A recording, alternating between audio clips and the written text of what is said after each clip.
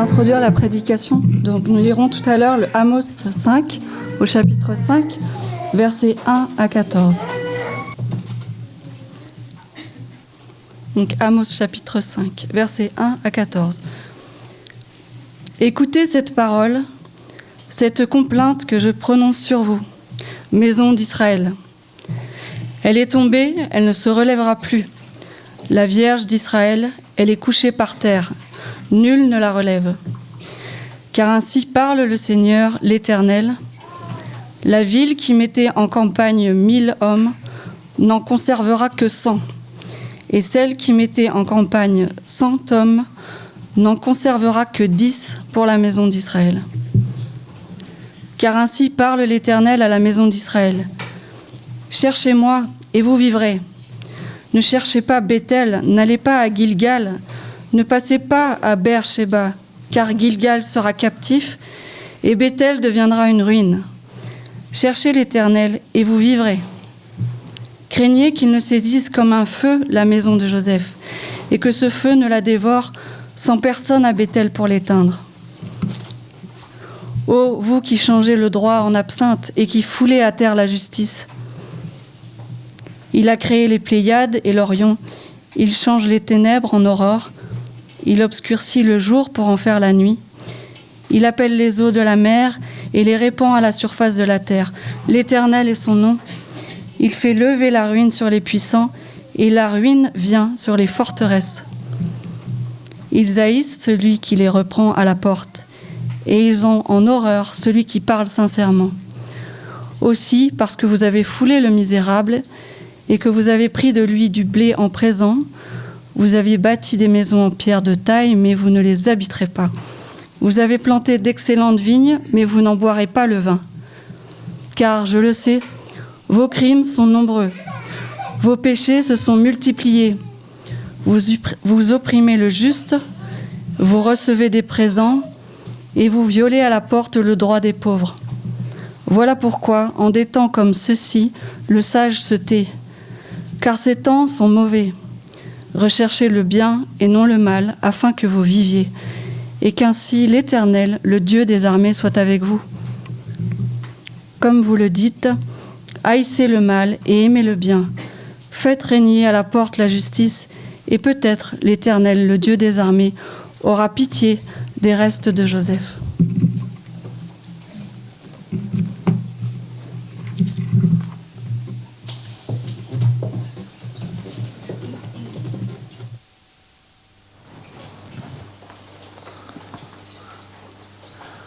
Bonjour à tous. Et oui, Michel, cette fois, c'est un petit prophète.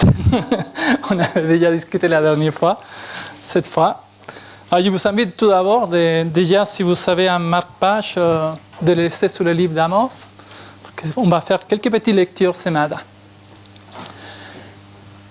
C'est un livre que j'ai essayé d'éviter depuis que j'avais lancé le défi à moi-même, de dire, allez, vas-y, je vais attaquer le livre Les Petits Prophètes. Et à chaque fois que j'ai tombé sur Amos, non, après. Après, j'ai tombé sur Amos, non, je le ferai après. Et bien, cette fois, je ne pouvais pas l'éviter, en fait. Personnellement, en fait, je ne connaissais pas grand-chose d'Amos avant. Et je connaissais que deux choses. La première, c'était que je venais souvent sur cette livre, en fait, l'image que vous voyez en face, par rapport au verset qui était lu tout à l'heure par Karine aussi, le verset 8. Hein. C'est le Seigneur qui a créé les Pléiades, c'est le Seigneur qui a créé l'Orion. Hein? C'est les constellations qui ont dans le ciel, des noms qui ont été déjà donnés pour ceux qui étudiaient les astronomes, hein, qui faisaient un peu les données des noms au ciel. En fait, vous savez, un ensemble d'étoiles qui ensemble, on les appelle une constellation, ils leur attribuent un nom, en fait. Hein? Et puis à l'époque déjà d'Amos, c'était connu la constellation d'Orion, des Pléiades et puis les autres. Juste l'image, hein, vous voyez Jupiter plus haut, c'est ponctuel en fonction de la période de l'année. Hein. Ce n'est pas que pendant toute l'année, vous allez trouver Jupiter à côté des constellations. Et c'est la seule chose que je connais, parce que la carte que vous voyez en face, je pense que la première fois que j'ai vu cette carte, j'avais à peu près l'âge de 15 ans. C'était autour du début des années 90. On était avec Karine, motivés et puis très impliqués à l'époque dans notre église pour pouvoir participer dans les activités JIA. Et juste pour l'info, en fait, dans l'Amérique du Sud, chaque église, ou la plupart des églises, même il y a des églises qui ne s'arrivent pas, mais la plupart des églises ont un clan JA.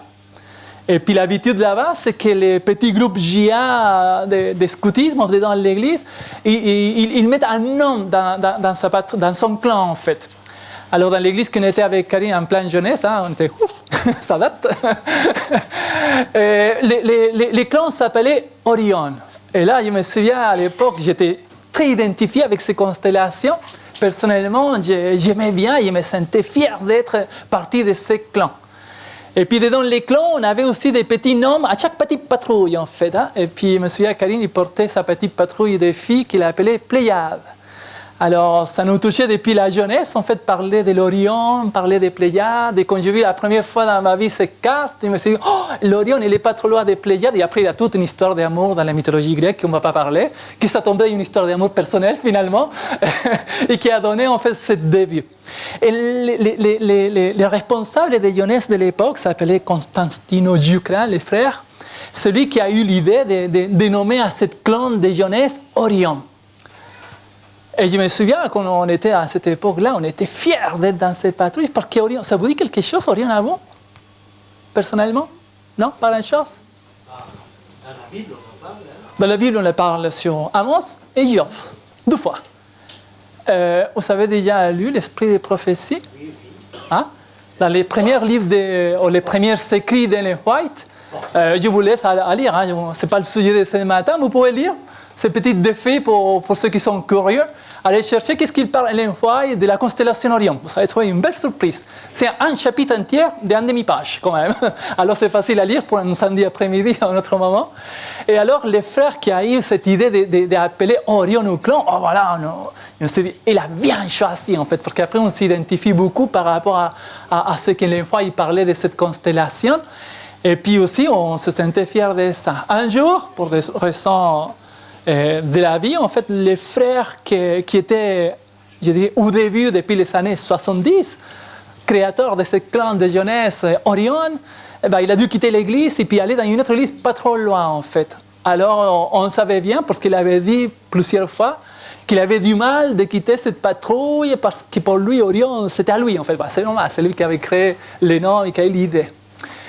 Mais ce frère-là, il a créé un nouveau clan. En fait, il était responsable des jeunesse aussi dans sa nouvelle église. Il a créé un nouveau clan. Et quand il a créé son nouveau clan, je me suis dit, ah mince, il a trouvé encore un nom meilleur que celui qu'il avait avant. Je laisse voir la diapo suivante.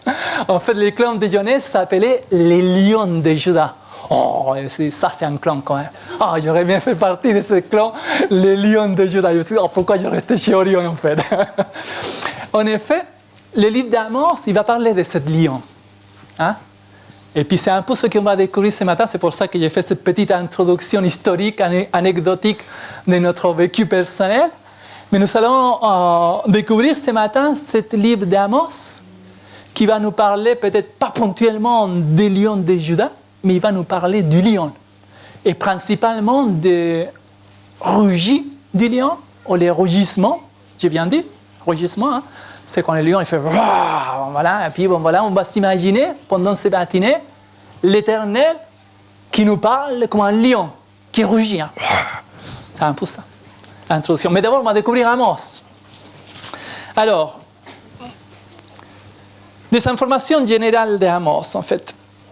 Je vais diviser les 3 premières parties de connaissances générales, 3 parties de connaissances ponctuelles, 3 parties de prédications ponctuelles, 3 parties des applications et 3 conclusions. Ça fait beaucoup, hein, mais bon, je vais essayer d'aller vite quand même.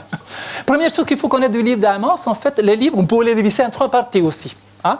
Il y a une partie qui parle, les 2 premiers chapitres de la condamnation, en fait, hein, parce que là, Amos, il était dur et direct à dire au peuple qu'est-ce qui s'est passé par rapport au péché qu'avait le peuple d'Israël à ce moment. C'est la première partie. La deuxième partie, c'est le sermon. C'est un peu, là, encore avec des mots directs, à essayer d'expliquer, en fait, la condition, pour qu'on se voit, pour qu'on puisse se regarder. Pour arriver, finalement, les 2 derniers chapitres avec des visions, un peu plutôt futures, et puis, qui vont nous parler. Je dois faire juste un petit détail perso. J'avais laissé mon téléphone ici. Je pense que le groupe a quelque chose qui sonne qui me perturbe énormément. Ce n'était pas le groupe de l'église, heureusement, parce que sinon ça aurait été vraiment perturbant. Alors, merci, désolé d'avoir laissé ça dans ma poche. Alors, je reviens. Première partie. Tout à l'heure, quand Patrick il a commencé avec l'historique, hein, les sites bien faits avec l'histoire de la Bible, en fait, hein, et puis dans lequel on peut trouver les prophètes, quand je me suis dit, oh mince, j'aurais dû les prendre avant, en fait. Je n'ai pas pensé. Je pense que c'est Anita qui nous a envoyé ce lien. Ça fait longtemps dans lequel on pouvait trouver peut-être que la première prédication des petits prophètes, Anita il m'avait raconté ou donné cette information importante que j'aurais pu me servir, mais pendant l'école du sabbat, je cherchais Amos, je ne le trouvais pas, alors peut-être que ça aurait été pas trop utile, mais il est là. Alors Amos, il faut savoir que c'est un petit prophète, par rapport à tout ce qu'on a vécu ce matin de l'école du sabbat, il faut se décaler dans ce côté du graphique. Hein? Ça veut dire qu'il faut aller vers les 740. Ça n'a pas encore arrivé la période d'Esdras, de Néhémie, pas encore la déportation à Babylone, ni les problèmes avec la Syrie et puis tout le reste. En fait, c'était un petit peu avant. Et c'est un des derniers prophètes qui a annoncé au peuple d'Israël ce qui va passer derrière, en fait. Et je pense que c'est presque le dernier, mais bon, j'ai trouvé des infos un peu confondues. Alors, Amos 750, là on se retrouve historiquement, par rapport à ce matin, on est une centaine d'années avant de ce qu'on a vécu. Deuxième partie importante à savoir, c'est que ce prophète, c'est un prophète très simple. Et je dirais trop simple même. Vous savez, si vous prenez les livres d'Amos, les premiers versets, il dit la parole d'Amos, un des bergers. Un prophète qui était un berger. Et si vous prenez les autres prophètes comme Jonas, on commence toujours, par exemple, Jonas, fils d'Amitai, Joël, fils de Pethuel, Osée, fils de Béri. Je m'arrête là, sinon après Céline et Gaël vont nous faire un autre jour avec des noms impossibles à trouver, comme on a fait samedi dernier. Je pense à Carole et puis à Philippe qui a eu la mission impossible de la soirée. Chaque petit prophète, en fait, on mentionne ses parents, en fait, son père au moins, mais pas Amos, en fait. Petit berger, très simple, éventuellement peut-être qu'il n'avait pas de papa, ou peut-être qu'il n'a pas connu, ou peut-être pas nécessaire de les mentionner. Et si vous prenez le chapitre 7 de Amos, les versets 14 et 15, là il nous donne un peu plus de pistes pour découvrir cet Amos. Amos répondait à Amstasia, je ne suis ni prophète, ni fils de prophète, mais je suis berger. Et je cultive les sycomores qu'on les trouve plutôt dans le Nouveau Testament, après avec une autre histoire très connue. Et l'Éternel m'a pris derrière les troupeaux. Et l'Éternel m'a dit, prophétise à mon peuple Israël. Et vous voyez, un petit berger, était agriculteur, il cultivait des arbres, très simple, pas trop connu de sa famille. Et c'est ça, ce petit prophète, qui malgré sa situation, je dirais, simple, il a eu des choses fortes à dire au peuple d'Israël pour la suite. Et comme étant un prophète simple, il a utilisé que des exemples très, très, très, très simples. Je laisse avancer les images suivantes. En fait, il utilise, encore une autre, et voilà. Alors, il utilise des exemples, par exemple, des crochets de péché, pour expliquer, illustrer les choses qui vont venir. Il utilise les niveaux à la main, comme on dit ma version Louis II, sauf qu'à l'époque, je pense que c'était une espèce de diplomate, parce que je ne pense pas qu'à l'époque d'Amos, il avait la petite baguette avec la boule d'eau qui tournait à gauche et à droite.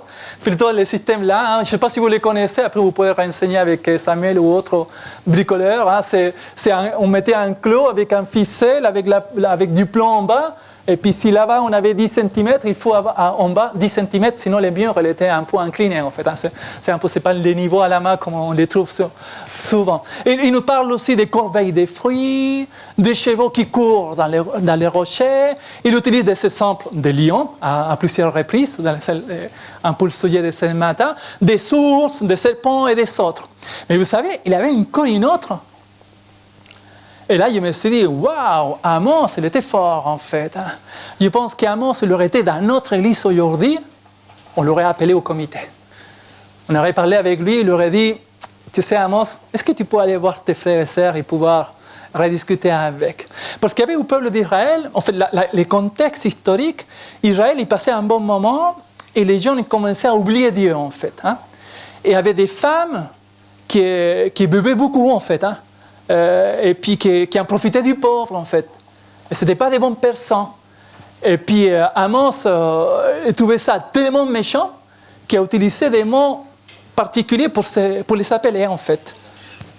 Ouais, voilà, merci Michel, ça y a sonné. Écoutez cette parole. Génisse des bassins, chapitre 4, verset 1. Vous pouvez lancer l'image. Hein. Heureusement, je n'ai pas la parole de vie, parce que la parole de vie, c'est marqué grâce, vache, en fait. Hein, c'est encore plus fort, plus étonnant, les mots, en fait. Hein. Alors, comme je disais, s'il aurait été dans notre église aujourd'hui, on l'aurait appelé au comité quand même. Hein.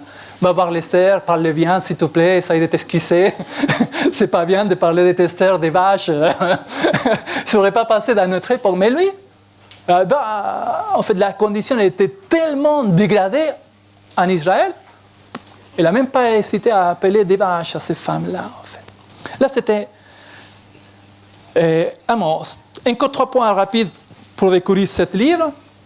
Les premières, en fait, le troisième, en fait, c'est un prédicateur qui aime bien répéter les choses, en fait. Hein, c'est la première. Un jour, je pense que j'avais déjà parlé, on avait entendu, quand j'étais très jeune, en fait, des prédications d'un pasteur qui nous parlait les idées répétitives à la tête, il nous amène inévitablement à l'action. Ça veut dire, si vous le disiez à quelqu'un, mange, mange, mange, mange, à un moment donné, il va avoir faim. Il mangera, en fait. D'accord? Et ce pasteur-là, j'avais déjà raconté cette histoire, j'ai regardé mes notes dans mon dossier, année 2010, alors ça date, vous ne vous souvenez même pas. J'ai dit même le nom du pasteur, et à l'époque, je pense que ça n'a même pas tilté, mais aujourd'hui, j'ai dit Alejandro Bouillon, ça vous dit quelque chose? On a déjà des ouvrages traduits en français qu'on peut lire. C'est lui qui nous avait raconté cette histoire, il nous donnait cette exemple. Et Amos, il était pareil, en fait. Regardez. Chapitre 1, je pense que si tu fais un clic, Gaël, ça file un peu. Voilà. Regardez le chapitre 1. Chapitre 1, verset 3, ils disent « Ainsi parle l'Éternel, à cause des 3 crimes de Damas, même des 4, je ne révoque pas mon arrêt. » Verset 6, « Ainsi parle l'Éternel, à cause des 3 crimes de Gaza, même des 4, je ne révoque pas mon arrêt. » Verset 9, ainsi parle l'Éternel, à cause des 3 crimes, des tirs, même les 4, je ne révoque pas mon arrêt. Et le verset 11 dit la même chose, c'est comme ça. Il répète les choses. C'est un peu la dynamique d'Amos, en fait. Vous le découvrez si vous prenez les chapitres qui viennent. C'est intéressant parce qu'Amos, il a 9 chapitres, mais ça suffit de tourner la page et vous avez déjà fini, en fait. C'est 2 pages presque. C'est 9 chapitres, mais bien condensés, en fait. Et par exemple, si vous prenez le chapitre 3, verset 1, écoutez cette parole que l'Éternel prononce. Chapitre 4, verset 1, écoutez cette parole. Chapitre 5, verset 1, écoutez cette parole. En fait, on peut comprendre tout de suite que le Seigneur voulait qu'on écoute quand même. Et puis si on le répète encore une fois, écoutez cette parole, peut-être qu'à la fin de cette matinée, on va écouter quand même aussi. Alors c'est un peu la dynamique d'Amos, en fait, de relancer plusieurs fois pour pouvoir...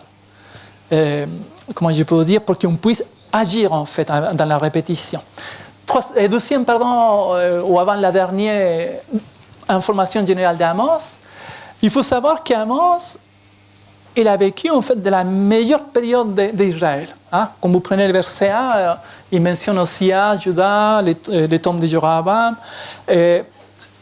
C'était la bonne période. Le peuple d'Israël n'avait pas de gros problèmes. Il a réussi à contrôler, même conquérir les Philistins à côté, et donc de l'autre côté, même aucun problème avec la Syrie au nord. En fait, il avait le contrôle, surtout la géographie du temps, en fait.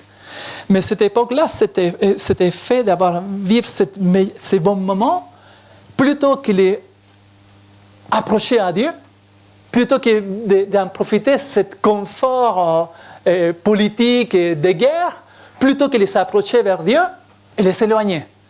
Et plus loin, et de loin, à une distance, je dirais, un peu grave. Regardez chapitre 6, verset 3. Vous croyez éloigner les jours du malheur et vous faites approcher le règne de la violence. Ils reposent sur des lits d'ivoire, ils sont mollets entendus sur leur coucher, ils mangent les agneaux du troupeau, les vomissent à l'engrais, ils extravertent au son du luth, Il se croit habile comme David sur les instruments de musique. Il boit des vins dans les larges coupes. Il soigne avec les meilleures huiles. Il ne s'attriste pas sur la ruine de Joseph. Tout à l'heure, Paula nous parlait d'un lit de 4 mètres. Ici, il nous parle d'un lit d'ivoire. Ah, c'était un bon moment. Ça veut dire qu'il faut avoir de l'argent pour pouvoir avoir un lit d'ivoire. Je pense que c'est un peu dur quand même, mais peut-être qu'il y avait des matelas sur le lit quand même. En fait, c'était une période compliquée en fait. Samedi dernier, à la fin du culte, tout le monde discutait. À un moment donné, je descendais les escaliers vers l'extérieur. En arrivant en bas, je trouvais mon frère Daniel avec mon frère Philippe et avec Gilbert. Alors j'arrivais comme un parachutiste, je me collais à côté pour essayer de me joindre à la discussion. Et dès que j'entends la première phrase, je me suis dit, attends, ils ont étudié la prédication pour samedi prochain avec moi, qu'est-ce qui se passe ici? Je répète la phrase qui avait sorti, je pense que Philippe, il disait, on est dans une époque dans laquelle les riches se font plus riches et les pauvres plus pauvres en fait. Et c'est l'époque d'Israël en fait. Ceux qui ont eu l'argent, ils se devenaient plus riches encore et en profitaient de cette richesse. Et ceux qui étaient pauvres, on les envoyait plus loin. À tel niveau qu'on a acheté un pauvre pour un paire de chaussures. Vous imaginez ça? On va les lire comme ça pour pas qu'il... Chapitre 8, chapitre 8. Le chapitre 8, verset 4, à partir du 4. Écoutez ceci. Vous qui dévorez l'indigent et qui ruinez les malheurs du pays. Vous dites, quand la nouvelle lune sera-t-elle passée, afin que nous vendions du blé? Quand on finira les sabbats afin que nous oublions les greniers? Nous diminuerons l'alpha, nous augmenterons les prix, nous falsifierons les balances pour tromper, puis nous achèterons les misérables pour l'argent et les pauvres pour un paire de souliers. Et nous vendrons cribule du frottement. Ah, c'est incroyable quand même. Que dans la meilleure époque d'Israël, dans la meilleure étape par rapport à tous les voisins, qu'ils arrivent à s'éloigner à telle distance de Dieu en fait. Dernier point général d'Amos, comme ça pour comprendre finalement le contexte.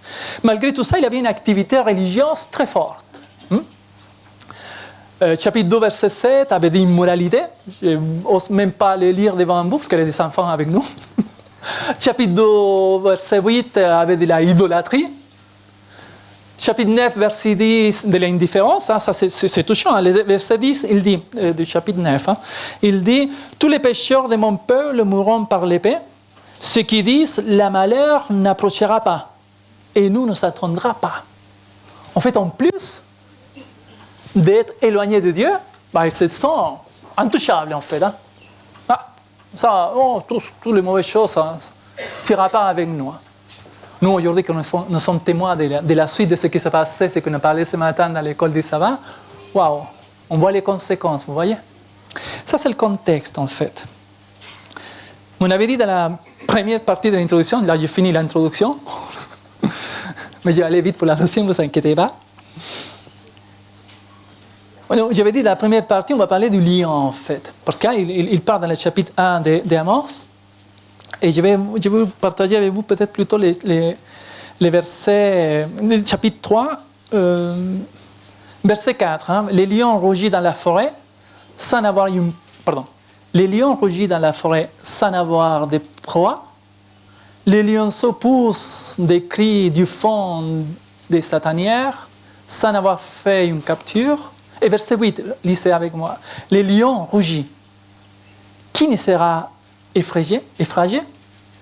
Le Seigneur l'Éternel parle. Qui ne prophétisera? Alors pour essayer d'entrer dans la dynamique d'Amos, j'ai préparé 3 premières applications de leçons, je dirais avec une connotation un peu plutôt négative par rapport au peuple d'Israël, accompagné avec 3 leçons dans les livres plutôt positives. Alors on attaque la première, et pour ça il faut s'approcher au livre d'Amos. Dans les premières récités du chapitre 1, en fait, Amos, il parle, en fait, il dit au peuple d'Israël, Et bon, voilà, quand il commence à les 3 crimes plus le 4e, 3 crimes plus le 4e, si vous regardez le chapitre 1, il parle de Galade, il parle de Gaza, il parle d'Édom, d'Amon. En fait, il commence toute la première partie du chapitre, Amos, il prophétise de tout le rugissement de Dieu contre les péchés de tout le peuple qui était autour d'Israël. Et là, je me suis dit, l'Israël était à l'aise. Oh, allez, vas-y, Amos, continue.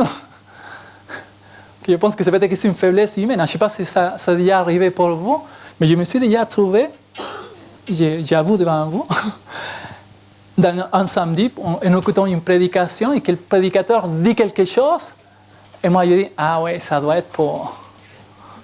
oui, c'est pas pour moi, ça c'est pour elle en fait. Après, dans une autre prédication, le prédicateur dit autre chose, oh, ça c'est pas elle, c'est elle. Ça, oui, ça. Et puis le peuple d'Israël était dans cette dynamique, vous voyez. Allez, Amos, il commence, il parle des premiers rugissements de Dieu, en fait, la première expression de Dieu contre le péché, il parle de l'extérieur, en fait.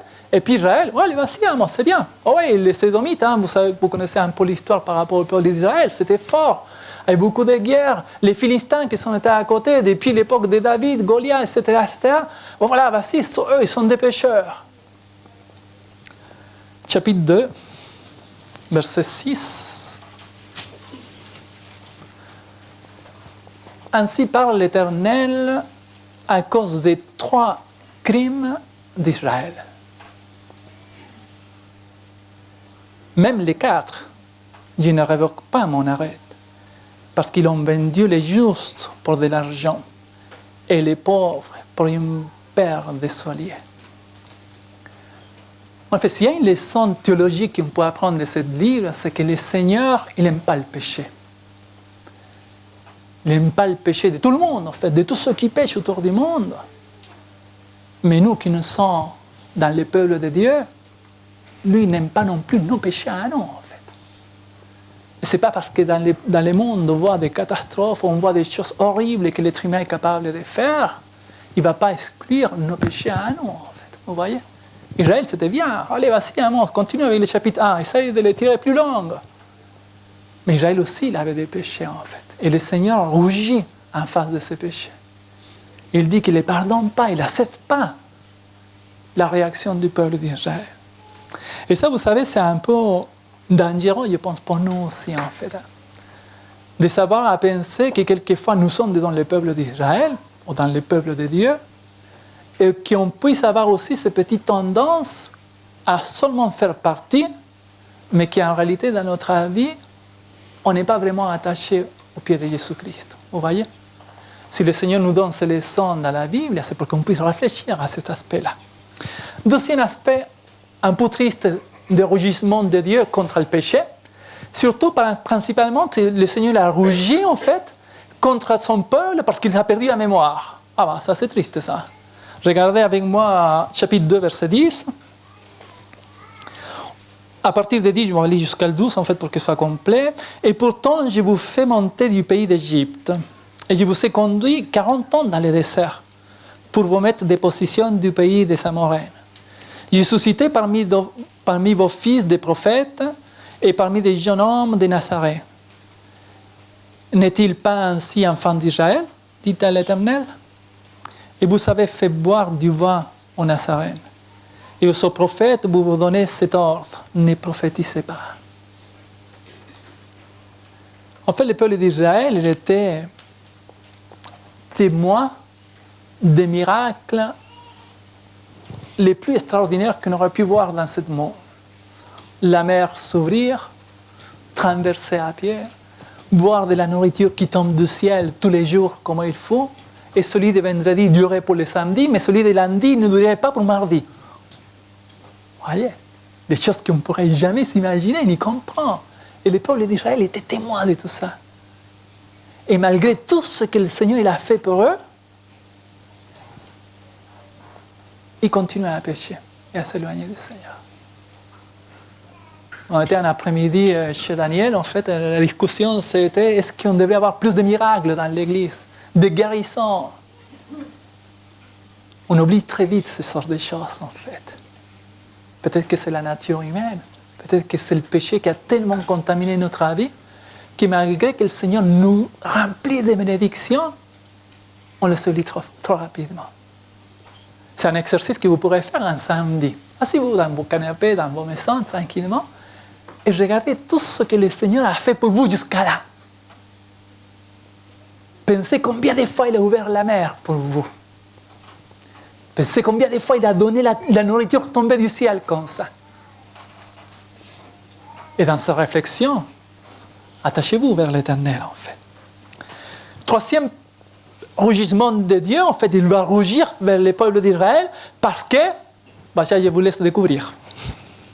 C'est juste pour essayer, que vous voyez, de mettre des diapos aujourd'hui, de faire des astuces pour essayer de vous maintenir connecté pendant la méditation. Alors, chapitre 4, on va lire du verset 6. Oh oui, c'est bien. 4, verset 6. Oh, peut-être je vais demander une deuxième personne qui voudrait lire avec moi. Je ne sais pas. Karine, je peux te déranger, Karine? Ouais. Pas que ce soit toujours César qui lit. Oh, voilà, j'approche le micro. Et moi, je vous ai envoyé la famine dans toutes vos villes, le manque de pain dans toutes vos demeures. Malgré cela, vous n'êtes pas revenus à moi, dit l'Éternel. Et moi, je vous ai refusé la pluie lorsqu'il y avait encore 3 mois jusqu'à la moisson. J'ai fait pleuvoir sur une ville, et je n'ai pas fait pleuvoir sur une autre ville. Un champ a reçu la pluie, et un autre qui ne l'a pas reçue s'est desséché. 2, 3 villes sont allées vers une autre pour boire de l'eau, et elles n'ont point apaisé leur soif. Malgré cela, vous n'êtes pas revenus à moi, dit l'Éternel. Je vous ai frappé par la rouille et par la nielle. Vos nombreux jardins, vos vignes, vos figuiers et vos oliviers ont été dévorés par les sauterelles. Malgré cela, vous n'êtes pas revenus à moi, dit l'Éternel. J'ai envoyé parmi vous la peste comme en Égypte. J'ai tué vos jeunes gens par l'épée et laissé prendre vos chevaux. J'ai fait monter à vos narines l'infection de votre camp. Malgré cela, vous n'êtes pas revenus à moi, dit l'Éternel. Je vous ai bouleversés comme Sodome et Gomorrhe, que Dieu détruisit. Et vous avez été comme un tison arraché de l'incendie. Malgré cela, vous n'êtes pas revenus à moi, dit l'Éternel. C'est pourquoi je te traiterai de la même manière, Israël. Et puisque je te traiterai de la même manière, prépare-toi à la rencontre de ton Dieu, ô Israël. J'imagine que vous l'avez trouvé. Alors le Seigneur, il rougit parce que le peuple d'Israël, ils sont pas revenus vers l'Éternel. Merci Catherine. Ce texte-là, moi, ça m'impressionne énormément, vous voyez? Parce que le Seigneur a touché le peuple d'Israël. Mais malgré tout cela, ils ne sont pas revenus vers l'Éternel. C'est le troisième aspect négatif. Mais il y a des choses positives aussi dans ce rougissement du Seigneur. La première, se trouve dans le chapitre 3. Tac, on avance. J'ai mis un petit sourire avec un petit cœur. Parce qu'en fait, le rugissement de Dieu est spécifiquement contre son peuple parce qu'il l'aime. Et c'est un des aspects que j'avais essayé d'éviter. C'est pour ça que je me suis dit, si le Seigneur voulait, on les discute ce matin ensemble. Chapitre 3, versets 1 et 2. Écoutez cette parole que l'Éternel prononce contre vous, enfants d'Israël, contre toute la famille que j'ai fait monter du pays d'Égypte. Je vous ai choisi, vous seuls parmi toutes les familles de la terre. C'est pourquoi je vous châtierai par toutes vos iniquités. La dernière fois que j'ai eu l'occasion de partager la parole avec vous, c'était sur un texte spécifique de Pierre, je ne sais pas si vous vous souvenez, dans lequel on a évoqué fort la partie, le fait que c'est le Seigneur qui nous a choisis. Je ne sais pas qu'est-ce que vous sentez quand vous lisez ce texte. Quand vous lisez, je vous ai choisi en fait. Moi, ça m'impressionne énormément et ça m'a touché énormément dans ma vie spirituelle, le fait que ce soit le Seigneur qui m'a choisi. Mais il y a un aspect ici qui dit, c'est pourquoi, la dernière partie du verset 2, c'est pourquoi je vous châtierai pour toutes vos iniquités. Et vous savez, c'est des raisons, en fait, c'est des paroles qui sont restées dans le peuple d'Israël pour laquelle finalement le peuple d'Israël, il pensait que s'il y avait quelqu'un malade, il venait à cause de Dieu parce qu'il avait péché en fait, parce que c'était un châtiment de Dieu en fait. C'est la raison pour laquelle ils sont venus en face du disciple, pardon, en face de Jésus-Christ, avec celui qui était aveugle pour lui demander, celui qui a péché, c'est son père, c'est plus avant. Et à ce temps, j'ai déjà entendu des gens chrétiens qui disent non, ça c'était le Dieu de l'Ancien Testament qui punissait. C'est l'Ancien Testament qui frappait avec des barres dures. Oui, c'est vrai qu'on les voit plus fréquents dans l'Ancien Testament, mais je vous invite à chercher les livres d'Hébreux. C'est un petit livre, Nouveau Testament, c'est plus facile à le trouver quand vous commencez depuis Apocalypse, si vous commencez à reculer derrière, vous allez trouver Jean, Pierre, Jacques, et puis voilà, Hébreux. Ça, on le trouve plus rapidement, la technique.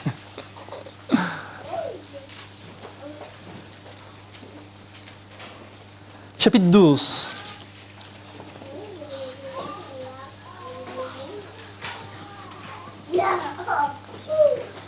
Chapitre 12, verset 6. Hébreux, chapitre 12, verset 6. Car le Seigneur châtie celui qu'il aime. Et il les frappe de la verge tout ce qu'il reconnaît pour ses fils. Supportez les châtiments. C'est comme des fils que Dieu vous traite. Car quel est le fils qu'un père ne châtie pas? Mais si vous êtes exempt du châtiment, auquel tous ont part, vous êtes donc des enfants illégitimes et non des fils. Wow, c'est fort la parole d'Hébreu. Hein? Devient du proverbe. Hein? On le trouve aussi ce texte au proverbe. Vous comprenez? Le Seigneur aussi, ce n'est pas que dans l'Ancien Testament qui peut aujourd'hui aussi nous discipliner, nous corriger, nous orienter. Avec un objectif clair. Et cet objectif, c'est qu'on puisse faire ce que le peuple d'Israël n'a pas fait, que c'était retourner vers l'Éternel. Vous voyez? Pour qu'il nous aime. 12e partie aspect positif, en fait, sur le rugissement de Dieu. Le rugissement de Dieu, c'est parce qu'il a miséricorde de nous. Et il nous appelle à lui chercher. On revient sur Amos. On va lire vite, 5, 4 et 8.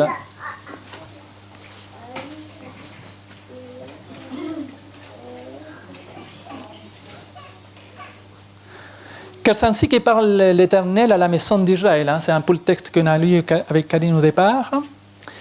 Cherchez-moi et vous vivrez. Verset 5, ne cherche pas Bethel. Verset 6, cherchez l'Éternel et vous vivrez. Cherchez celui qui a créé l'Orion, celui qui a créé les Pléiades. C'est le verset suivant. En fait, le Seigneur, dans sa miséricorde, il nous invite à lui chercher.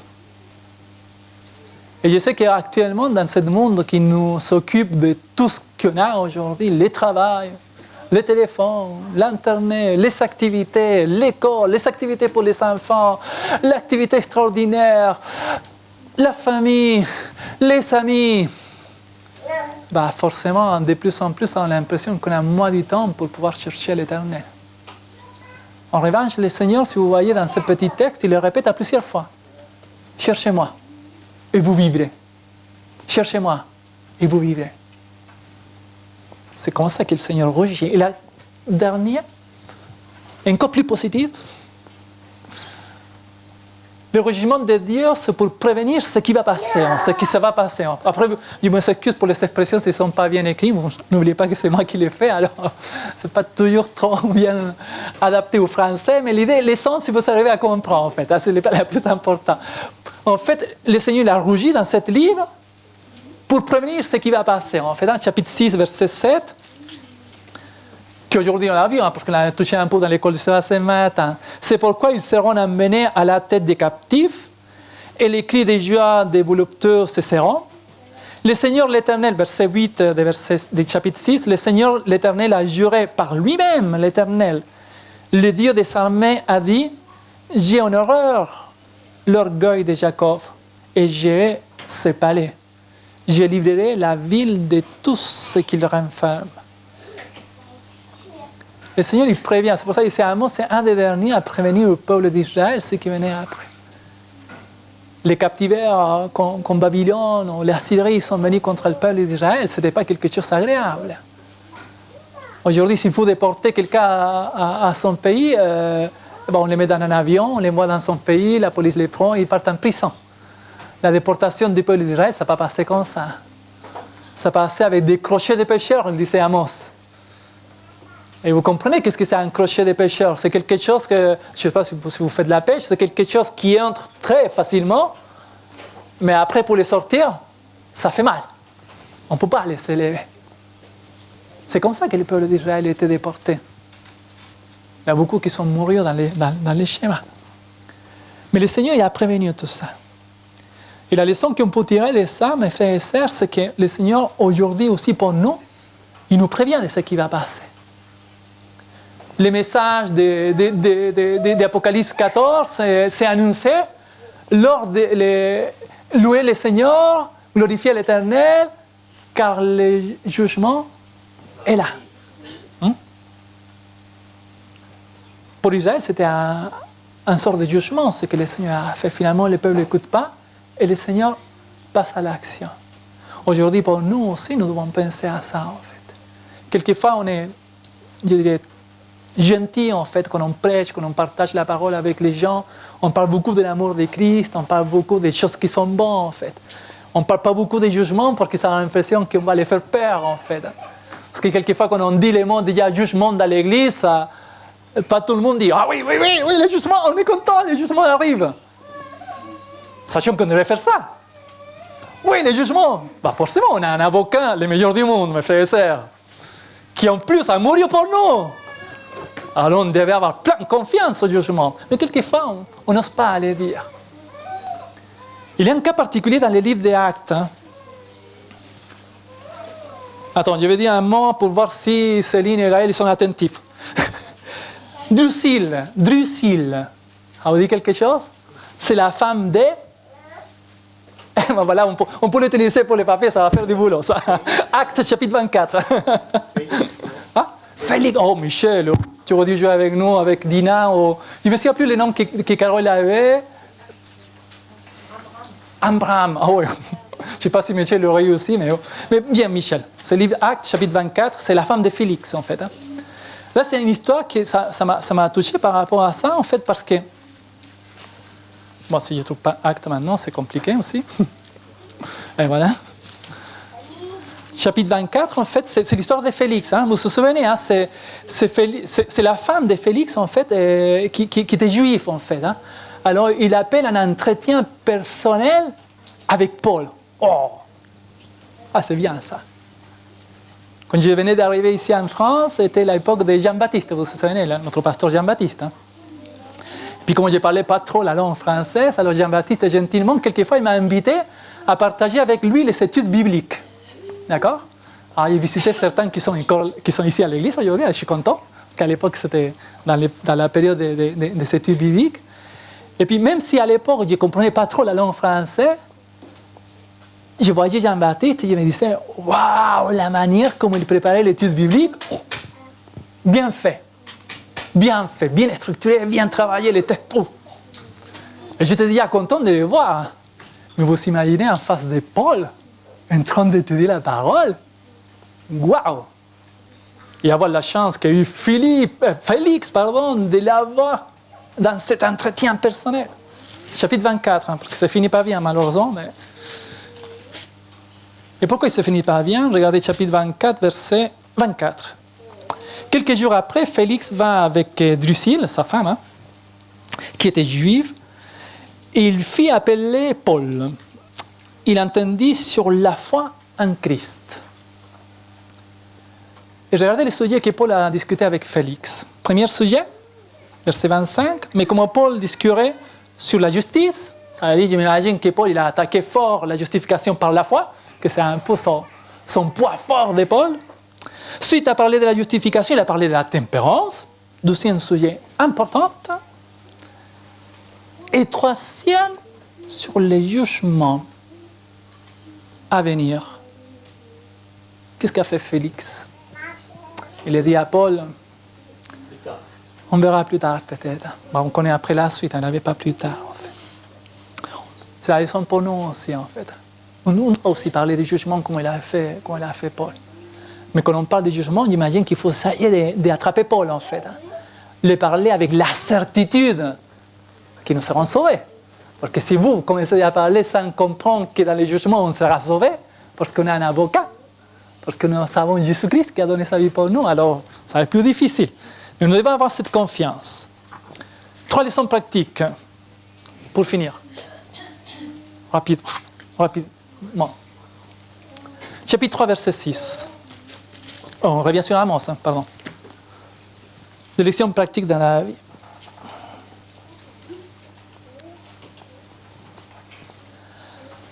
Sonne-t-on de la trompette dans une ville sans que le peuple soit dans l'éprouvante?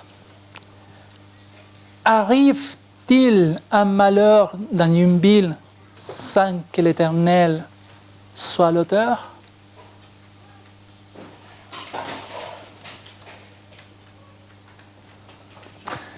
Ça m'a touché forcément ce verset. Samedi dernier, Jean-Marc m'a dit: est-ce que tu peux partager avec l'église le soir les cas d'Émilie en fait? Oh, je lui ai dit à Jean-Marc, je ne suis pas prêt en fait. Attends, je vais boire de l'eau pour voir si je me calme.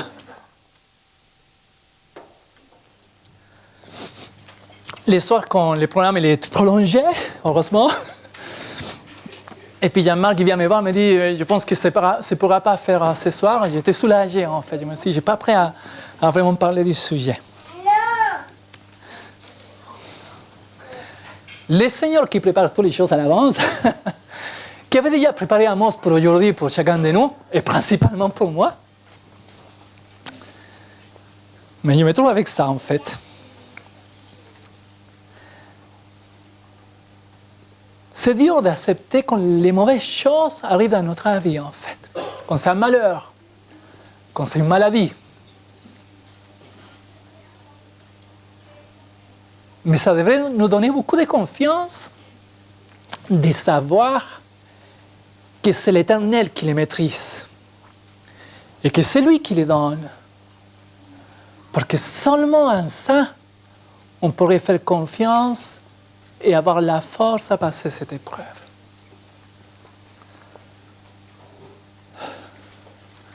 Lorsqu'on est papa ou maman, on donnait la vie pour ses enfants. Hein. J'aurais donné ma vie, j'aurais dit: Seigneur, pourquoi tu ne me la donnes pas à moi en fait?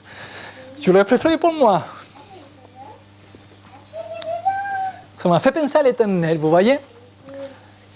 Il nous a vus pécher. Peut-être qu'il aurait voulu lui-même. Mais il a choisi son fils. Parce que quand il s'agit de votre enfant, oh, c'est fort. Vous voyez?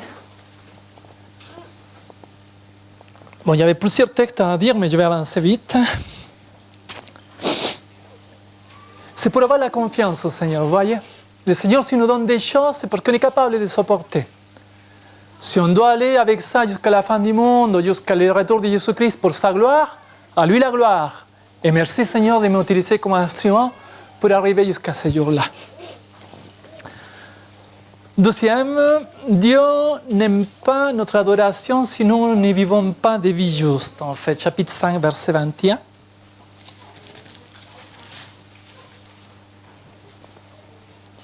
Je les méprise vos fêtes, je ne puis sentir vos assemblées. Quand vous me présentez des holocaustes et des offrandes, je n'y prends aucun plaisir.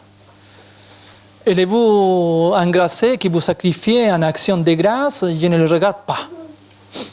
Éloignez de moi les bruits des cantiques, je n'écoute pas les sons des luttes. Mais que la droiture soit comme une couronne d'eau, et la justice comme un torrent qui jamais ne tarit. La leçon que nous devons apprendre de ce verset-là, mes frères et sœurs, c'est que si nous sommes dans l'Église et nous, on ne met pas en pratique tout ce qu'on a étudié dans les trimestres précédents, le Seigneur ne va pas accepter notre adoration. C'est ce qu'il est en train de dire. Le peuple d'Israël ne s'occupait pas des pauvres, le peuple d'Israël vendait les esclaves. Sinon, les trimestres précédents de l'école du Sauveur, ça passe à l'histoire. on va entrer dans ces cas-là, en fait. Et c'est passé à l'action. Leçon suivante, chapitre 6, verset 13. Verset 6, verset 13. Vous vous réjouissez de ce qui est néant. Vous dites, n'est-ce pas par notre force que nous avons acquis de la puissance? C'est malheureux que dans cette époque du monde, en fait, même les chrétiens, on peut avoir la faiblesse d'avoir la confiance dans les choses matérielles. C'est triste que quelquefois, que c'est les choses matérielles qui nous donnent la joie dans notre cœur. Avoir une nouvelle voiture nous donne la joie. Une nouvelle maison nous donne la joie. Si n'est pas le plus jeune, avoir un nouveau téléphone portable, ça nous donne la joie. Celui-là, il est plus grand, plus large, plus rapide. Qu'en sachant peut-être que ce qui devrait vraiment nous donner la joie dans notre vie, c'est de savoir que nos noms, ils sont inscrits dans le livre de la vie. C'est là qu'il doit être concentré notre vie chrétienne. Et pour finir, en fait, une fin heureuse pour le peuple de Dieu. C'est sûr qu'il y a une fin heureuse, hein? Sinon, on ne serait pas là. Verset 15, le dernier chapitre, un dernier verset d'Amos. Je les planterai dans leur pays, et ils ne seront plus arrachés du pays que je leur ai donné, dit l'Éternel de Dieu. Nous sommes encore étrangers dans cette terre. Hein? Ce n'est pas parce que nous, on vient des lois qu'on est en France qu'on est étrangers. Nous sommes étrangers dans toute la terre, peu importe où on est en fait. Mais un jour, le Seigneur nous donnera la fin aussi. Et cette fin sera heureuse. Le jour qu'on va rencontrer Jésus-Christ. Et qu'on sera avec lui éternellement. Il n'y aura personne qui pourra nous arracher de cette terre promis pour le Seigneur. Mais souhaite, mes frères et sœurs, ce matin, c'est que le Seigneur utilise cette parole pour qu'on puisse avoir plus confiance en lui, en fait. Et peut-être j'ose, même sans être un pasteur et sans être un théologien non plus, j'ose peut-être à faire un petit appel ce matin, à qu'on puisse réfléchir aussi dans notre vie personnelle, en fait. Qu'on puisse réfléchir, est-ce qu'on se trouve comme le peuple d'Israël de l'époque, en fait? On est là, on est parti du peuple, mais on n'est pas là. À la fin, dans nos cœurs, on ne fait pas partie. Si on se trouve dans cette situation, mes frères et sœurs, et dans ces poids faibles, nous devons faire ce que le Seigneur dit dans le livre d'Amos. Lui chercher. Nous retourner vers lui. Parce que la force, nous allons la trouver en Christ. Que le Seigneur vous bénisse. Je vous souhaite un très bon sabbat à tous.